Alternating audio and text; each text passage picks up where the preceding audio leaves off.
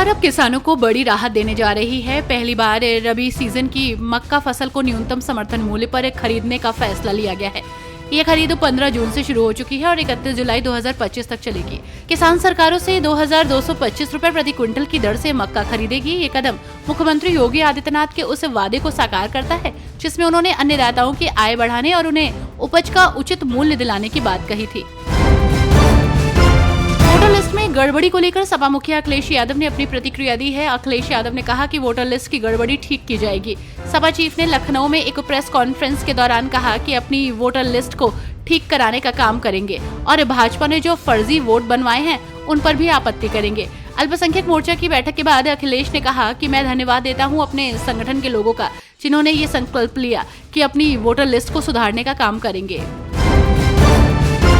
राजधानी लखनऊ में कांग्रेस की तरफ से भागीदारी न्याय महासम्मेलन का आयोजन हुआ जिसमें ओबीसी विभाग के राष्ट्रीय अध्यक्ष अनिल जयहिंद शामिल हुए, जहां उन्होंने कहा कि देश में 90% आबादी के लोग अभी तक उच्च पदों पर नहीं पहुंच पाए हैं। सुप्रीम कोर्ट में 34 जज होते हैं। आजादी के बाद से करीब 500 से 700 लोग जज बन चुके हैं। सवाल ये है कि इसमें कितने SC ST OBC समुदाय के हैं। यदि वे यहाँ तक नहीं पहुँचे तो इसकी कुछ तो वजह होगी।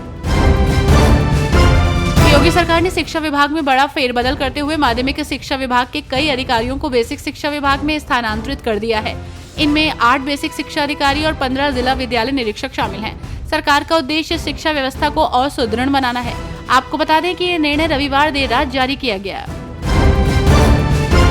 लखनऊ से आगरा वापस आते समय नव नियुक्त पुलिस आरक्षी भर्ती के नियुक्ति पत्र लेकर आ रही बस में तेज रफ्तार टैंकर ने टक्कर मार दी।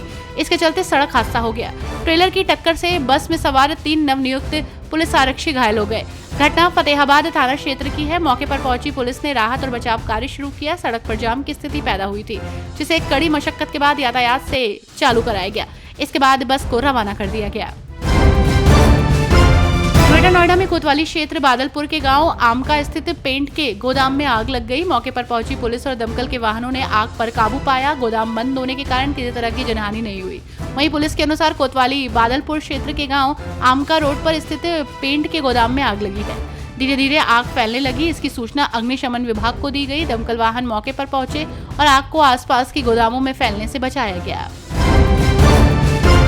देवरिया से बीजेपी सांसद शशांक मणि त्रिपाठी ने कहा कि उनके लोकसभा क्षेत्र में 14 और 15 जून को इसरो और अंतरिक्ष विज्ञान से जुड़ी अन्य संस्थाओं की मदद से 2 रॉकेट का सफल परीक्षण किया गया जिन्होंने 1 किलोमीटर तक की दूरी तय की और सफलतापूर्वक वापस लैंडिंग की। उन्होंने कहा कि अक्टूबर के महीने में अंतरिक्ष विज्ञान में रुचि रखने वाले देश भर से 500 बच्चों को यहाँ आमंत्रित किया जाएगा जो यहाँ रॉकेट प्रतियोगिता में भाग लेंगे।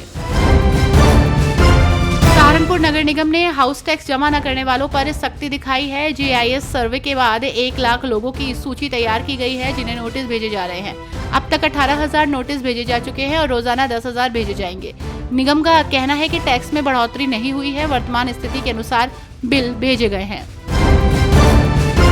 उत्तर प्रदेश के संभल जिले में अतिक्रमण के खिलाफ सख्त कार्रवाई जारी है। संभल के जिला मजिस्ट्रेट डॉक्टर राजेंद्र पेंसिया ने जिले में अवैध अतिक्रमण को हटाने के निर्देश दिए हैं। उन्होंने अतिक्रमण भूमि पर बनी मस्जिद को हटाने का आदेश जारी किया। DM ने कहा कि किसी भी अतिक्रमण को उचित सुनवाई के बाद हटाया जाएगा।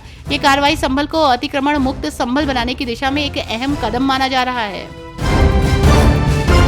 ऑल इंडिया मुस्लिम जमात के राष्ट्रीय अध्यक्ष मौलाना शहाबुद्दीन रिजवी ने कहा कि इजराइल द्वारा फलस्तीन के शहर गाजा में कत्लेआम पर पूरी दुनिया खामोश तमाशीन बनी रही, जहां लाखों बच्चों और औरतों को इजराइल कत्ल कर चुका है। ऐसा तो हिटलर ने भी नहीं किया था। अगर आज हिटलर जिंदा होता और इजराइल का जुल्म देखता तो वो भी शर्मिंदा हो जाता। अफसोस की बात यह है कि मानवता की दुहाई देने वाले देश तमाशा देख रहे हैं।